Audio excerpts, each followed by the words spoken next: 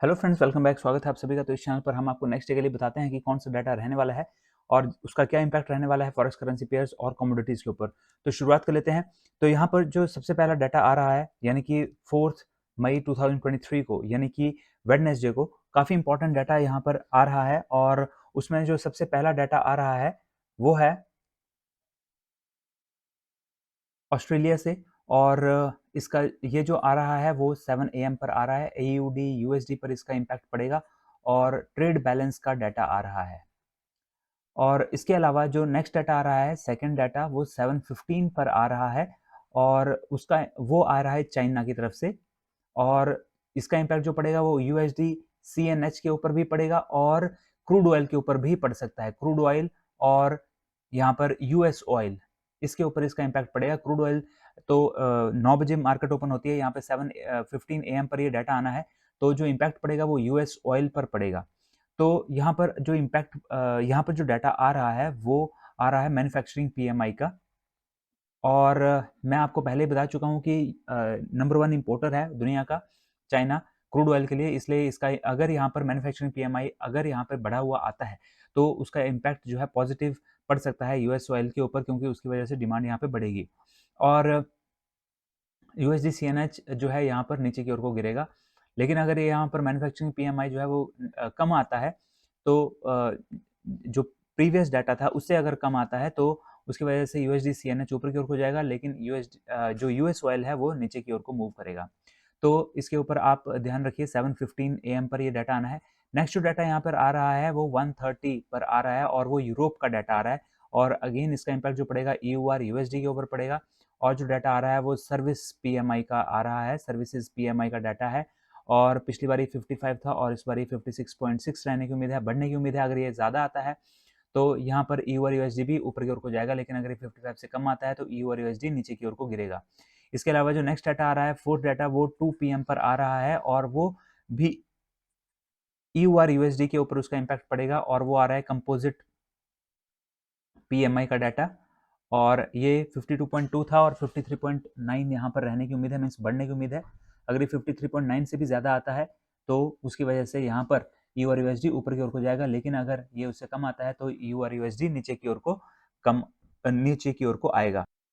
जो ये डाटा है इनका मैं अपडेशन आपको टेलीग्राम चैनल पर भी दे दूंगा। और अगर आपने हमारा टेलीग्राम चैनल ज्वाइन नहीं किया है तो लिंक उसका आपको डिस्क्रिप्शन बॉक्स में मिल जाएगा, वहाँ से आप ज्वाइन कर सकते हैं। बिल्कुल फ्री ऑफ कॉस्ट है। और फ्रेंड्स, यहाँ पर आप देख सकते हैं कि बहुत सारा डाटा आ रहा है और भी यहाँ पर बहुत सारा डाटा है। तो अगर आपका फॉरेक्स ट्रेडिंग अकाउंट ओपन अभी तक आपने नहीं किया है तो जल्दी से एक्सनेस पर फॉरेक्स ट्रेडिंग अकाउंट ओपन कर लीजिए। लिंक उसका भी आपको डिस्क्रिप्शन बॉक्स में मिल जाएगा। और वीडियोस भी मिलेंगी जिसमें स्टेप बाय स्टेप मैंने बताया कि कैसे आप एक्सनेस पर अकाउंट ओपन कर सकते हैं। वीडियो बनाई है जिसमें कि मनी ऐड कर सकते हैं, विड्रॉ कर सकते हैं, कैसे वो चीज़ें भी बताई हैं। ऊपर आई बटन है, उसमें भी आपको ये सारी वीडियोस मिल जाएंगी। और अगर आप और ज़्यादा जानना चाहते हैं कि स्प्रेड क्या होता है, पिप्स क्या होते हैं, ये सारी चीज़ें आप जानना चाहते हैं तो उनका भी लिंक आपको आई बटन है ऊपर, उसमें भी मिल जाएगा और वीडियो के एंड में भी उनका लिंक आपको मिल जाएगा। तो जल्दी से फॉरेक्स ट्रेडिंग अकाउंट ओपन कर लीजिए, क्योंकि बहुत बढ़िया अपॉर्चुनिटीज़ यहाँ पर मिलती हैं। जब डाटा आता है, जिस तरफ को डाटा आता है उस तरफ को एक अच्छा मूव हमें मोस्ट ऑफ द टाइम देखने को मिलता है। तो इसलिए यहाँ पर जल्दी से एक्सनेस का अकाउंट ओपन कर लीजिए, लिंक दिया हुआ है डिस्क्रिप्शन बॉक्स में। तो अब हम बात कर लेते हैं यहाँ पे फिफ्थ जो डाटा यहाँ पर आ रहा है वो अगेन यहाँ पर 2 PM पर ही आ रहा है और वो आ रहा है यहाँ पर 2 PM पर नहीं, 5:45 PM, I am sorry, 5:45 PM पर यहाँ पर ये डाटा आ रहा है। और ये भी EUR USD पर इसका इम्पैक्ट पड़ेगा, क्योंकि यूरोप का डाटा है। और जो डाटा है आ रहा है वो यूरोपियन डिपॉजिट फैसिलिटी रेट,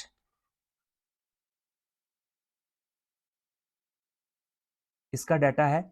और पिछली बार ये 3 था और इस बार ये 3.25 होने की उम्मीद है, मीन्स बढ़ने की उम्मीद है। अगर ये और बढ़ा हुआ आता है तो EUR USD ऊपर की ओर को जाएगा, लेकिन अगर ये इससे कम आता है तो EUR USD नीचे की ओर को गिरेगा।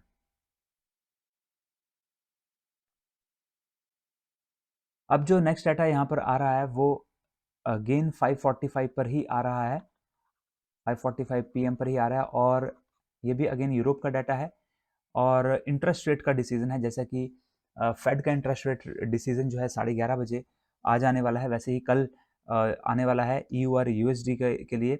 और यूरोप का ये इंटरेस्ट रेट डिसीजन का डाटा है, काफ़ी इंपॉर्टेंट डाटा होगा और EU और USD के ऊपर ही इसका इम्पैक्ट पड़ेगा। तो इंटरेस्ट रेट का डिसीजन लिया जाएगा। पिछली बार ये 3.50 था, इस बार ये 3.75 होने की उम्मीद है।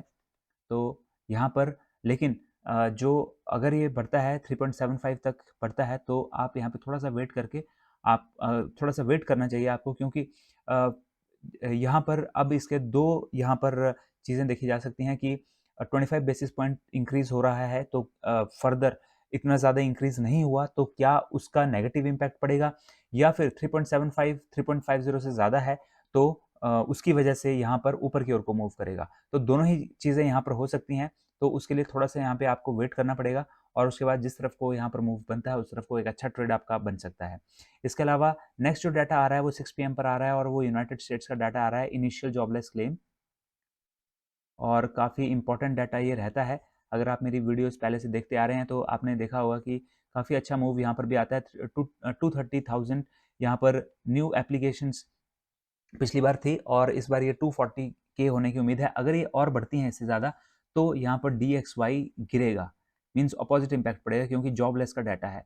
और अगर ये यहाँ पर कम होता है तो DXY ऊपर की ओर को जाएगा और EUR USD और GBP USD के ऊपर जस्ट अपोजिट इम्पैक्ट पड़ेगा, जो कि DXY के ऊपर पड़ेगा उसका। और यहाँ पर नेक्स्ट जो डाटा आ रहा है वो 7:30 PM पर आ रहा है और वो आ रहा है कनाडा का डाटा, जिसमें कि PMI का डाटा ही आ रहा है ये, और 58.2 था, ये 59 होने की उम्मीद है। तो अगर यहाँ पर ये और ज़्यादा 59 से भी ज़्यादा आता है अगर PMI,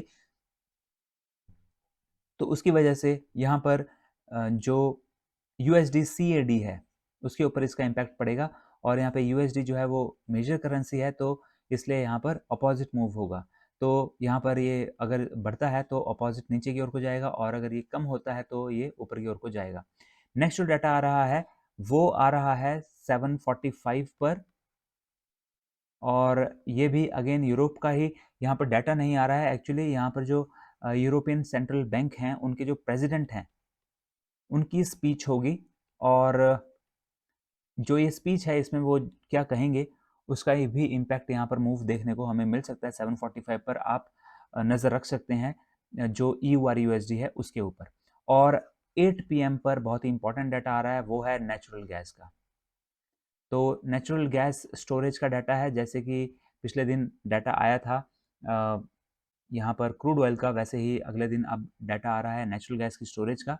जो 79 बिलियन था ये अब बढ़ करके 86 बिलियन होने की उम्मीद है। अगर ये और बढ़ता है तो यहाँ पर नेचुरल गैस और XNG USD जो है वो नीचे की ओर को गिरेंगे, क्योंकि यहाँ पर अगर यहाँ पर स्टोरेज बढ़ती है तो इसका मतलब है डिमांड कम हुई है, और अगर ये 79 से कम हो जाता है तो उसकी वजह से नेचुरल गैस और XNG USD दोनों ही ऊपर की ओर को मूव करेंगे। तो ये डाटा आना है, और आई होप आपको ये वीडियोस पसंद आ रही हैं। अगर वीडियोस पसंद आ रही हैं तो वीडियो को ज़रूर लाइक कीजिए, और चैनल को अभी भी सब्सक्राइब नहीं किया तो जल्दी से चैनल को भी सब्सक्राइब कर लीजिए, और एक्सनेस पर अकाउंट नहीं ओपन किया है तो जल्दी से एक्सनेस पर भी अकाउंट ओपन कर लीजिए, लिंक दिया हुआ है डिस्क्रिप्शन बॉक्स में। तो मिलते हैं अगले वीडियो में, till then have a nice day, good bye.